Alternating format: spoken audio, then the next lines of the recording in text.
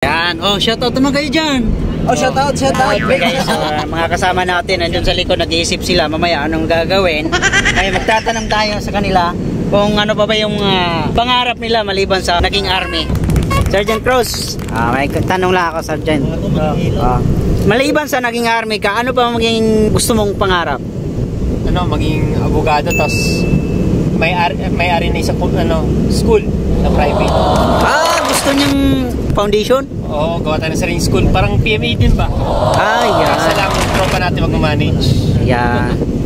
Maganda yung plano nito. Alright, thank you, Sergeant. Thank you. Siyempre, susunod natin si Sergeant Manahan, yung pinakapugi at snappy. Sir, maliban sa naging army, kaano bang pangarap mo, sir?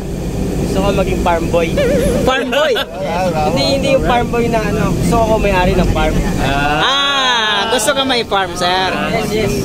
Asyendero. Asyendero. Ngayon, ano na may ilalagay mo doon, sir? Lalagay ko yung mga alaga ko. Alaga? Yung mga kakaibang alaga. Hindi, klaroin mo, sir, anong alaga yan? Anong alaga yan? Yung mga hayop. Sir, maraming hayop. Halo-halong hayop. Klaro mo, sir, ano yung... Pati kami nalilito. Yung mga pwede, bakahan, kambingan. Yan. Kambingo yun. Maganda. Mag-aalaga ako ng mga exotic animals. Exotic? Pagaloy nyo asot, kambing? Yung mga iguana, yung mga ganun. Ay, liguan. Ipaparm ko sila. Bakit hindi na lang Manila, so sir? Sir, pag gusto mo ng katayin, huwag mong kaming kalimutan. Uunahin ko kayo. Tatawagin ko kayo pagka magkakatay tayo. Ibig sabihin pala, uunahin tayong papakainin sa akin. Uunahin ko kayong sabihan.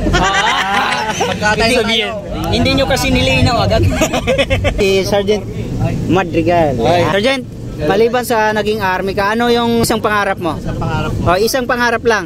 Simple lang yung magandang buhay, saka magkaroon ng bahay, saka sasakyan. Yun lang ang pangarap ko sa buhay. Yun, ang ganda. Saka healthy. Yung pang pamilya talaga, no? Pang-sports. Hindi lang pang pamilya, pang-sports pa. Pang sports.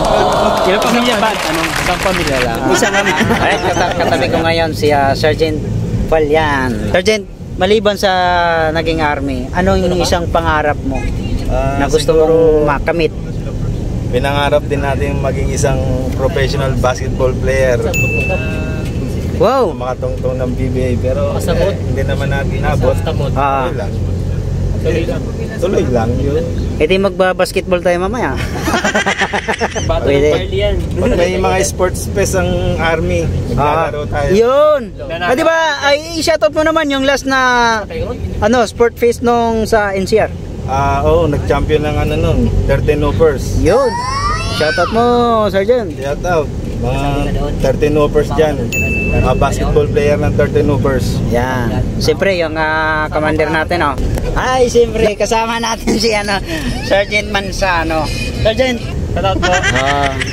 Sergeant, paliban sa naging army ka, ano yung isa mong pangarap? Isa lang. Pangarap ko dati mag-artista Mag-artista! Lupit! Sir, ang pangarap yan, ikasal kay Ma'am Bulante. Yun, mamaya, kausapin natin yung sabay-sabay tayo. Kausapin natin yung Groom! Ngayon, maging artista, sino yung kalok-alike mo? Siyempre, yung uncle ko. Kakambal mo? Sino? Luis Manzano. Luis Manzano! Teka lang. Apelido lang yung Manzano. Kalok-alike?